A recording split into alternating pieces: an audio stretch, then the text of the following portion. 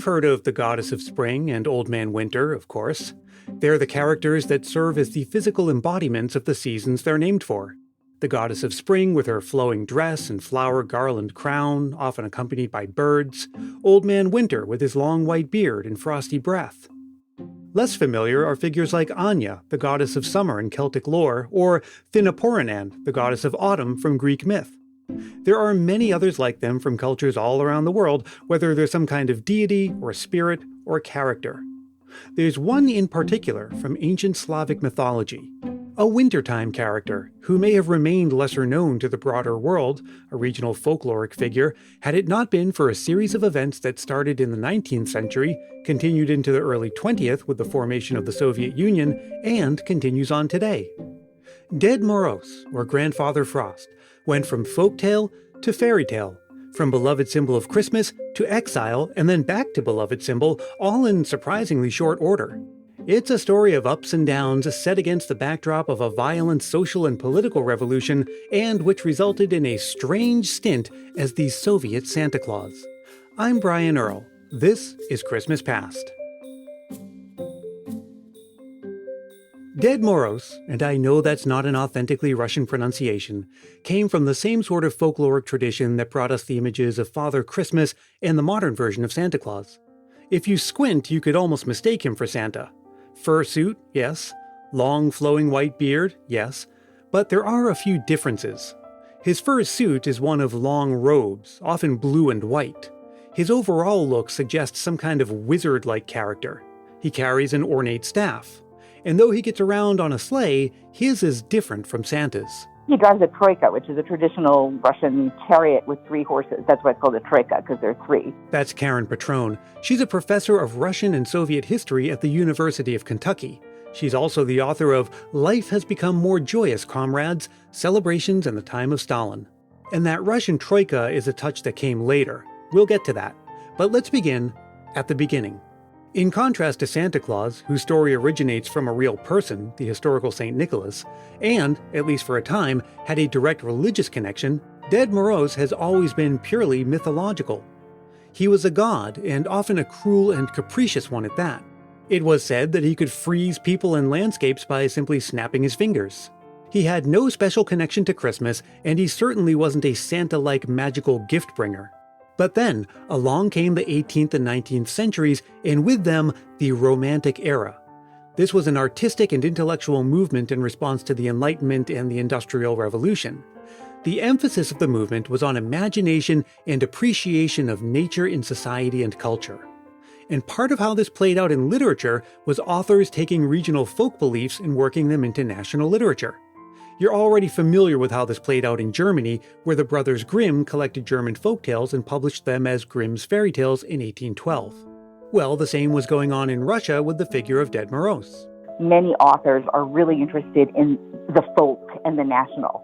And so they start to look at sources of legends that they then write into literature. These stories are coming out of a kind of, sort of pre-Christian pagan era. They get translated into folktales and then translated into sort of national culture.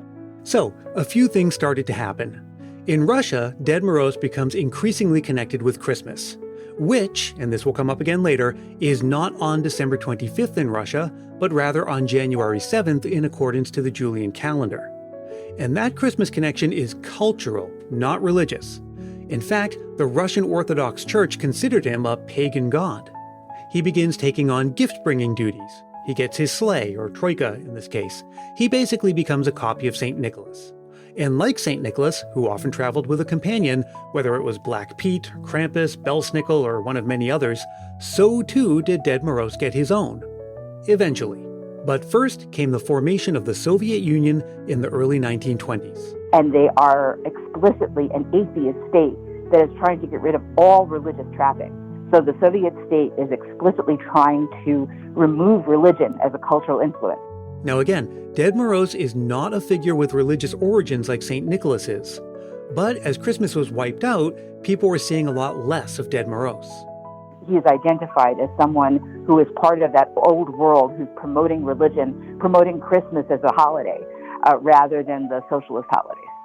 Under Stalin's rule, farmers had to give up their land to the state. It was called collectivizing. Those who resisted were deported to Siberia.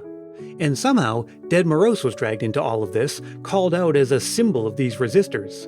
In 1928, he was banished from Soviet life. Essentially, Ded Moroz was named an enemy. It's actually during this collectivization moment. A kulak is a rich peasant who doesn't want to go into the collective farm, and Ded Moroz was theoretically his friend. A lot of people resisted collectivization. Millions of families were sent to Siberia, and by the late 20s and early 30s, it was taking a seriously grim toll. Often the most successful farmers were the ones who were least interested in collectivizing. Then farming hit a very serious trouble, and there was a combination of crop failure and human error that led to mass starvation. At least 5 million people died as a result, an immense tragedy, and a massive problem for Stalin. So after years of deeply unpopular policy and devastation, he needed a change of plans. In the 1930s, they're trying to sort of reestablish the Soviet Union as a attractive state that other people from other countries would want to emulate. Starting in 1934, 1935, Stalinist propaganda began to reimagine the Soviet Union as a place filled with celebrations. Of course, there couldn't be any religious celebrations, so that ruled out Christmas. But New Year's celebrations? Sure, why not?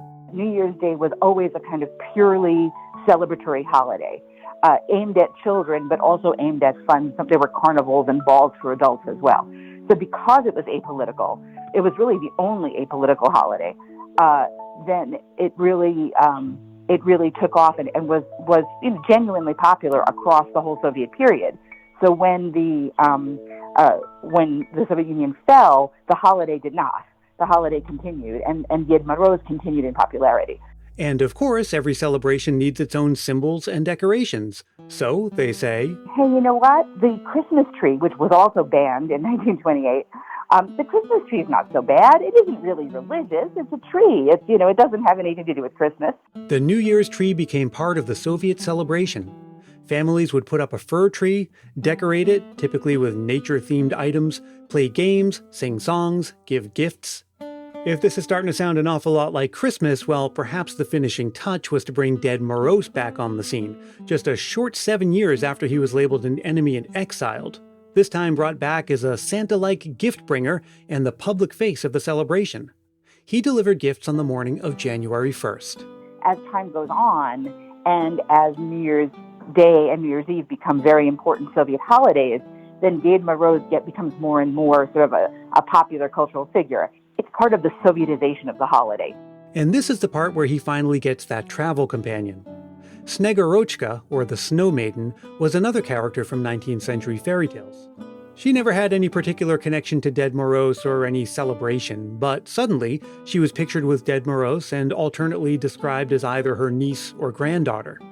Now remember, in Russia, Christmas is on January 7th, so the idea of a secular celebration on January 1st, in theory, would steal Christmas's thunder.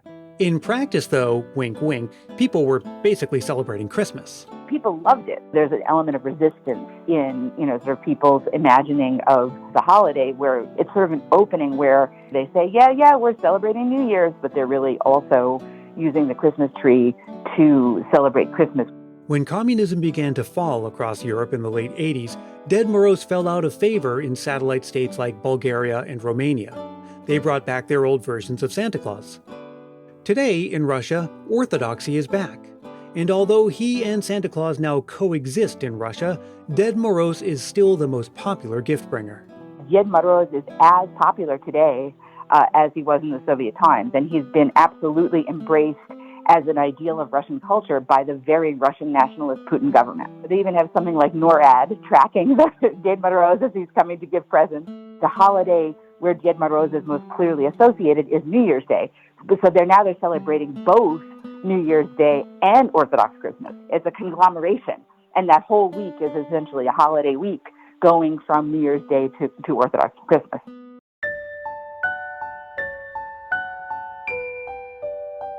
It must have been something else to live through such a turbulent time, and one where Christmas was so drastically altered. Perhaps the only thing from recent history that comes close to that is the COVID pandemic. We saw it change Christmas in ways large and small, good and bad. And for better or worse, it created the conditions for some unique Christmas memories like this one from Clara in Australia. Being raised in the Northern Hemisphere, my brain has never stopped thinking, when the cold comes, it must be Christmas time. And there are lots of Christmas in July offerings here. We would have a Christmas in July lunch or go out to a restaurant each year, but during the pandemic, it became so much more. Melbourne was one of the most locked down cities in the world.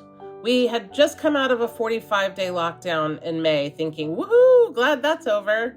Then July comes and we are locked right back down. I'm a homebody, so for me personally, it was okay, but it was really hard on my kids, especially my son who struggled, and we had some friends who were having a really hard time mentally with the whole thing. So I'm a member of the original Christmas Decorating Australia Facebook group.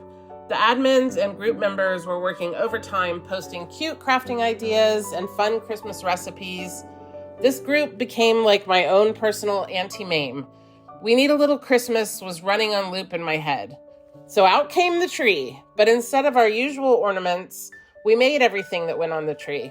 We took all of the ideas from the Christmas decorating group, dried out orange slices, made paper chains, glitter houses, and made these little cookie houses using Tim Tams, which are a classic Australian chocolate biscuit.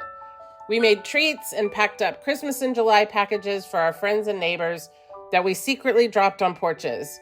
We even made a little quarantine box so our elf on the shelf could visit safely. All these ideas from this decorating group. It made my kids happy and gave us lots of fun things to do together in a very strange time. I'll forever be grateful to this little group of virtual friends who gave my family a little bit of Christmas when we needed it most. Clara is the host of The Festivity Files, a new podcast discussing traditions and cultural celebrations that take place all around Australia. Find it wherever you find podcasts.